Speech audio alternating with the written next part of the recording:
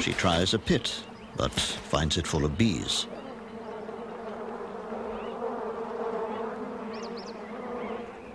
She decides to risk the pool. In heat like this, the bees need water too.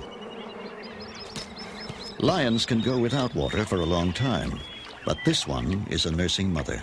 She must drink.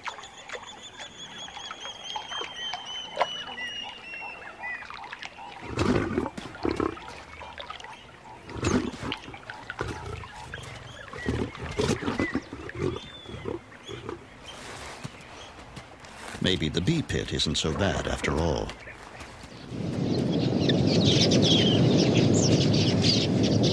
Large flocks of quelias are in the area, searching for seed and grain. As they stop by the pool to drink, their busy fluttering at the water's edge inspires the crocodiles with keen and almost sporting enthusiasm.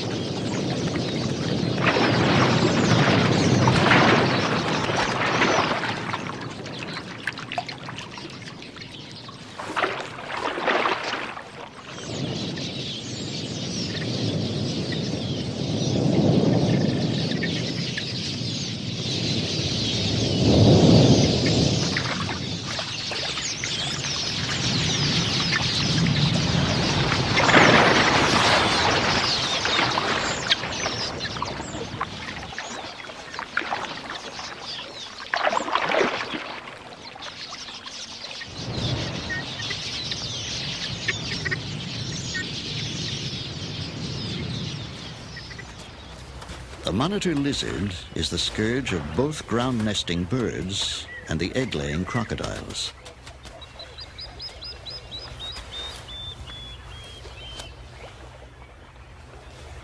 It's a voracious predator, particularly partial to eggs. And the feisty plover immediately declares war.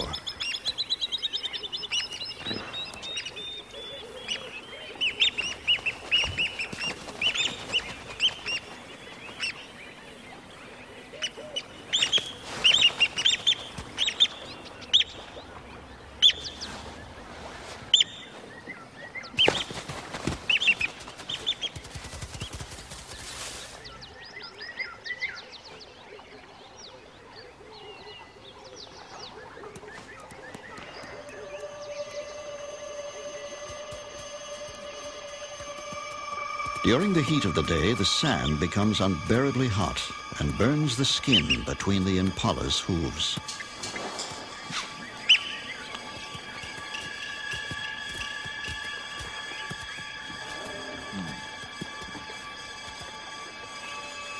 For the plovers on their nest, this is when easy access to water pays off.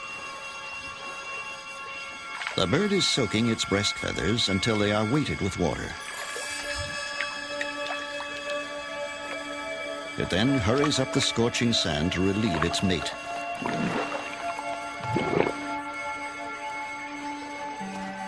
The plovers are brooding on sand that feels hot enough to fry an egg, and by midday they are changing guard at the nest every 10 minutes.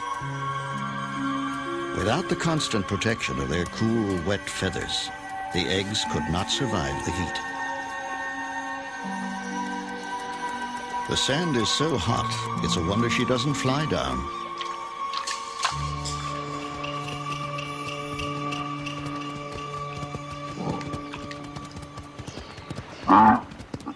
These buffalo have just one thing in mind. Their usual watering places are dry now, and they've had a long, hot journey to get here.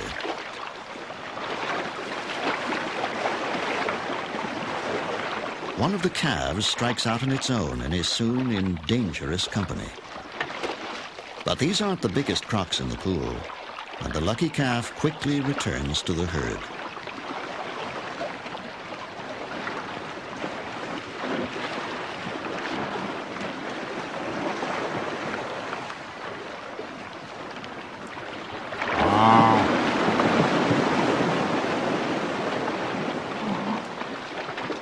The croc's intentions are clear enough, But before they can find a small enough victim, the buffalo decide it's time to leave.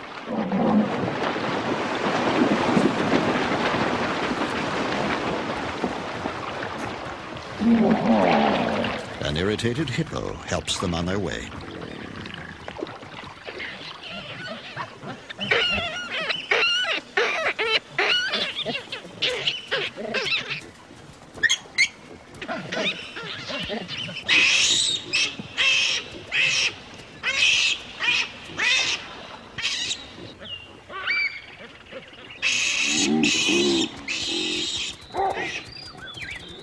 The drought and heat are now so severe that some animals with small young cannot supply enough milk, and thirsty youngsters follow their mothers to water before they're weaned, or wise enough to know how to drink.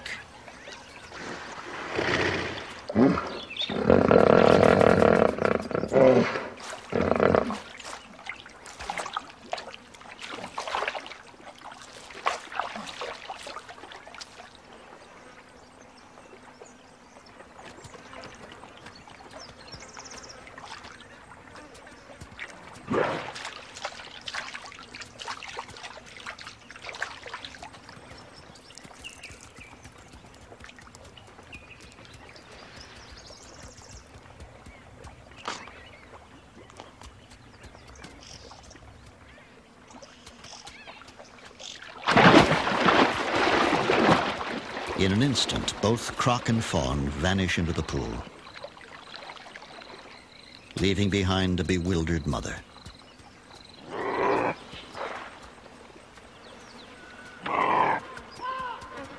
Somewhere under the surface of the pool, the crocodile lies low with its prey, waiting for an opportune moment to eat without having to share.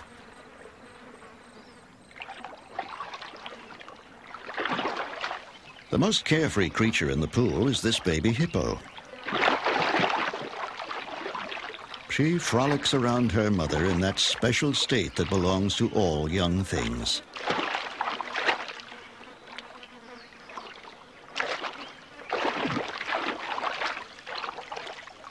She is oblivious to the dangers in her world.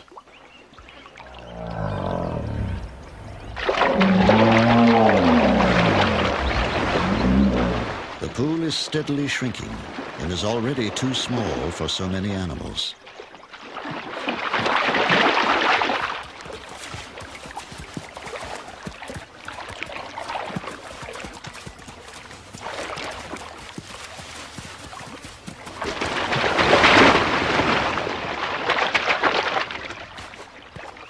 But the hippos can't settle fights caused by overcrowding. There is no place else to go. As usual now, the hippos subside in an uneasy truce.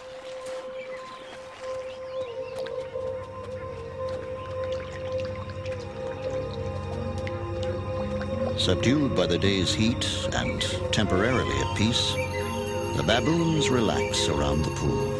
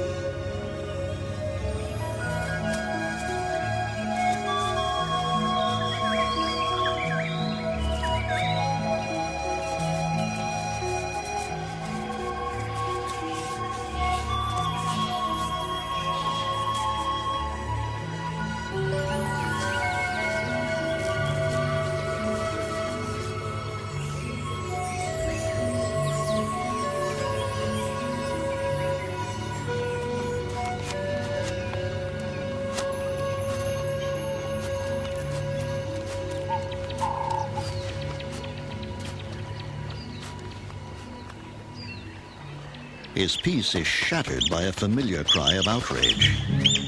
He's innocent, but he's too close to the nest, and the plover has a good eye for trouble. And young male baboons are especially targeted.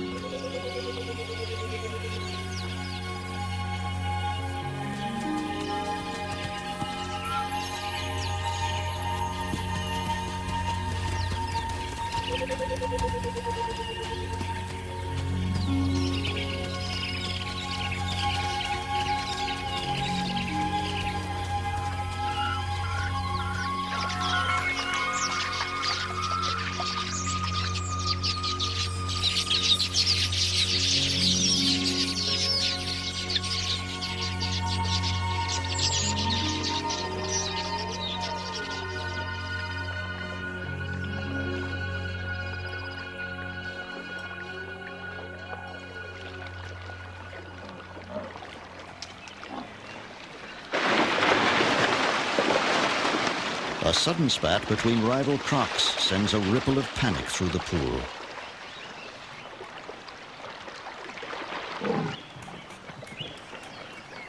It's small wonder that the plovers are having trouble. A fresh track shows that a crocodile plowed right over their eggs. This is their third nest of the season that's been lost to the crocodiles. Starting again from scratch, the plovers perform the ritual of selecting a site for a new nest.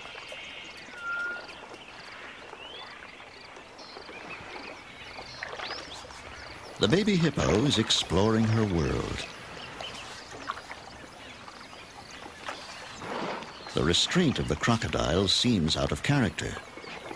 But with 2 tons of devoted mother nearby, she's free to treat crocodiles with the same bold familiarity as the adult hippos do.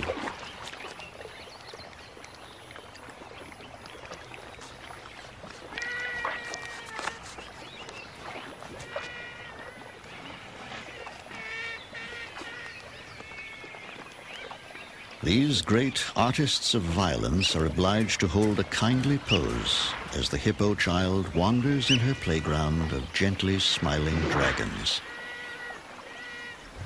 and slobbers on their tails.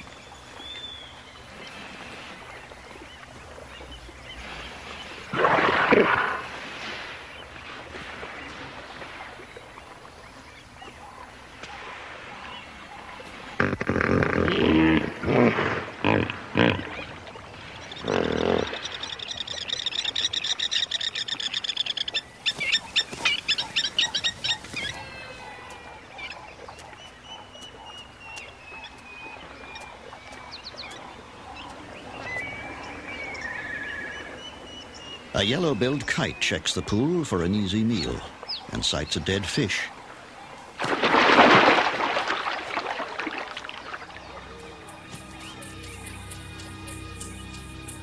The surrounding land is parched and bare, and each night the hippos must trek for miles to find grazing. Other animals wander in the riverbed in search of the few remaining pools.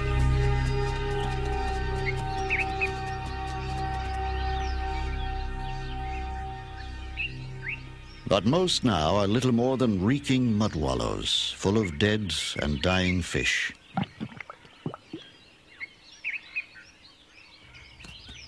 Even so, the impala would drink here, but the pool is dominated by a single croc, the last of a group of more than 40 that were here a month ago.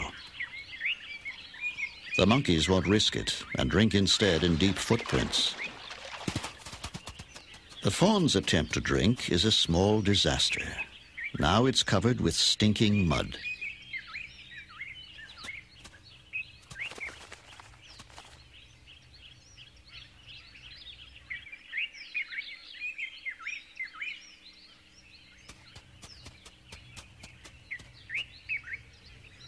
The mother sniffs her offspring but doesn't recognize it in this foul disguise.